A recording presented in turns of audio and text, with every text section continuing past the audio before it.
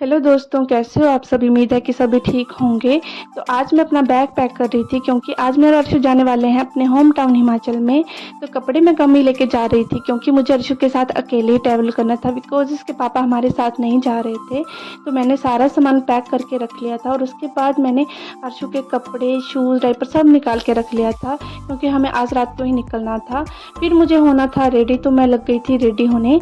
वैसे तो रेडी होने में मुझे बिल्कुल भी टाइम नहीं लगता है, बस टाइम लगता है तो कॉम्ब करने में, क्योंकि कॉम्ब करने में मुझे सबसे ज़्यादा आलस आता है। और मैं तो इतना आलसी हूँ कि मैंने जाने से 3 घंटे पहले ही अपना सारा सामान पैक किया।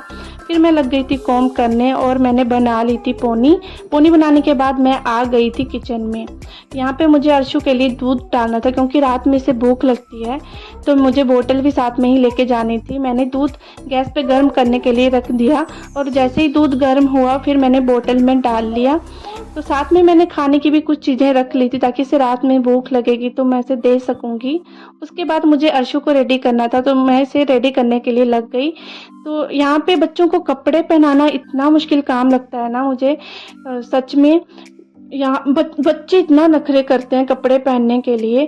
जैसे तैसे मैंने इसे कपड़े पहनाए, उसके बाद जब शूज़ पहनने की बारी आई तब तो वो इधर उधर भागने लग गया, कहता मुझे चप्पल पहननी है। बड़ी मुश्किल से इसे मनाया तब जाके मैंने शूज़ पहनाए। आज थी अर्शु की फ़र्स्ट फ्लाइट क्योंकि इससे पहले वो कभी भी प्लेन में नहीं बैठा है, तो ये खुश भी बहुत हो रहा था। लेकिन इससे ये नहीं पता था कि इसके पापा साथ नहीं जा रहे हैं। उसे लग रहा था कि पापा भी साथ में ही जाएंगे, तो वो बहुत खुश हो रहा था। फिर हमने सारा सामान बाहर निकाल के रख लिया था। उसके बाद हम निकलने लगे थे एयरपोर्ट के लिए। जैसे ही हम बाहर आए तो देखा कि यहाँ पे तो बारिश ही बहुत तेज़ हो रही थी। इतनी बारिश हो रही थी तो हमने गाड़ी का वेट किया। उसके बाद जब गाड़ी आई तो हमने अपना सारा सामान डाला और बैठ गए थे गाड़ी में। फिर हम निकल गए थे एयरपोर्ट के लिए। रास्ते में भी बारिश बहुत तेज़ हो रही थी। उसके बाद जब गाड़ी में बैठे थे तो अर्शु के पापा का चेहरा देखने वाला था क्योंकि ये मन ही मन बहुत सैड भी हो रहे थे क्योंकि आज से इन्हें 1 महीने के लिए अकेले ही रहना है और इनका मन बिल्कुल भी नहीं लगने वाला है अर्शु के बिना। फिर हम पहुंच गए थे एयरपोर्ट पे। जैसे एयरपोर्ट पे पहुंचे तो यहाँ पे भी बारिश बहुत तेज़ थी और बारिश में ही हमने अपना सारा सामान निकलवाया। अब मुझे टेंशन भी हो रही थी, अरे मैं कैसे जाऊंगी अकेले, इतना सामान भी है और अर्शु भी सो गया था, उसे भी गोदी में लेना था। तो मैं यहाँ पे लग गई थी लाइन में क्योंकि आगे अब मेरे हस्बैंड तो जा नहीं सकते, मुझे सारा सामान भी लेके जाना था और अर्शु को भी गोदी में लिया था। यहाँ पे मुझे अपनी आईडी चेक करवानी थी, फिर तभी मैं एंटर कर सकती थी। फिर उसके बाद जाते जाते मैंने अपने हस्बैंड को बाय बाय किया और उसके बाद मैं चली गई थी अंदर पहुंचते ही सबसे पहले मैंने अपना यहाँ पे बैग चेक करवाने के लिए दे दिया। फिर उसके बाद मुझे पहुंचना था इंडिगो के काउंटर पे। जब मैं यहाँ पहुंची तो मैंने अपना बैग चेक इन के लिए दे दिया।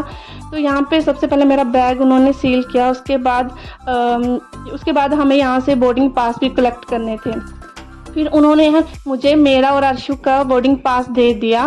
बोर्डिंग पास लेने के बाद मुझे यहाँ पे सिक्योरिटी चेक करवाने के लिए देना था। यहाँ पे मैंने अपना हैंड बैग ट्रे में रख दिया। फिर हमारी सिक्योरिटी चेक होगी। उसके बाद हमें अपने गेट नंबर पे पहुँचना था। तो हमारा जो गेट नंबर था वो था ऊपर वाले फ्लोर पे। हम चले गए वहाँ पे। तो यहाँ पे पहुँचते ही मुझे अपना गेट नंबर दिख गया और मैं वहाँ पे चली गई। यहाँ पे मैंने अर्शु को बिठाया, लेकिन ये लड़का बैठने का तो नाम ही नहीं लेता। देखो कैसे इधर उधर भाग रहा था। बस जब तक मतलब हमें 3 घंटे अभी वेट करना था तब तक ये लड़का ऐसे ही भागता रहा। फिर मुझे लग गई भूख तो मैंने यहाँ पे बर्गर ले लिया था। वैसे बर्गर तो टेस्टी था लेकिन बहुत एक्सपेंसिव था। मैं तो यही सलाह दूंगी कि सभी अपना घर से ही खाना लेके, जो भी खाना होगा वो घर से ही लेके आए। उसके बाद एकदम से उन्होंने हमारा ये गेट नंबर ही चेंज कर दिया। फिर हमें नीचे आना पड़ा। फिर यहाँ पे अर्शु को दिख गया था अपना कोई फ्रेंड, तो यहाँ पे वो उसके साथ मस्ती करने लगे थे। बार बार बाहर भी देखे जा रहे थे कि कब प्लेन आएगा। उसके बाद जब प्लेन आया तो हम लगे अंदर जाने। यहाँ पे अर्शु थोड़ा डर भी रहा था। फिर अंदर पहुँचते ही हमें अपनी सीट नंबर ढूंढना था, तो मैं लग गई थी सीट नंबर ढूंढने। फिर ढूंढते ढूंढते मुझे फाइनली अपना सीट मिल गई। उसके बाद मैंने अर्शु को विंडो वाली साइड पे बिठा दिया। यहाँ पे वो बहुत खुश भी हो रहा था, अरे मम्मा प्लेन में जाएंगे। अभी आप इसकी आवाज़ भी सुना कि ये कैसे बोल रहा है, अभी आप सुनना। क्या ये प्लेन है? क्या ये बताओ ना, ये क्या बोलते हैं? कहाँ बैठ रहे हो आप? कहाँ बैठे हो?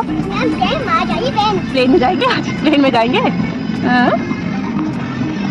बाहर देखो, बाहर देखो, खिड़की के बाहर देखो। यहाँ से देखो, बाहर देखो, विंडो से देखो ना, यहाँ से ये पीछे यहाँ। अभी हमें 3 घंटे बैठना था प्लेन में, तब जाके हमने एयरपोर्ट पे पहुंचना था अमृतसर में। फिर मैंने अर्शु को आराम से सुला दिया था क्योंकि साइड वाली सीट खाली भी थी, वो आराम से सो के ही गया। मुझे तो नींद आ नहीं रही थी, तो मैं तो ऐसे ही बैठे रही, बाहर से भी कुछ दिखाई नहीं दे रहा था। फिर जैसे तैसे टाइम निकला और उसके बाद मैं पहुंच गई अमृतसर एयरपोर्ट पे।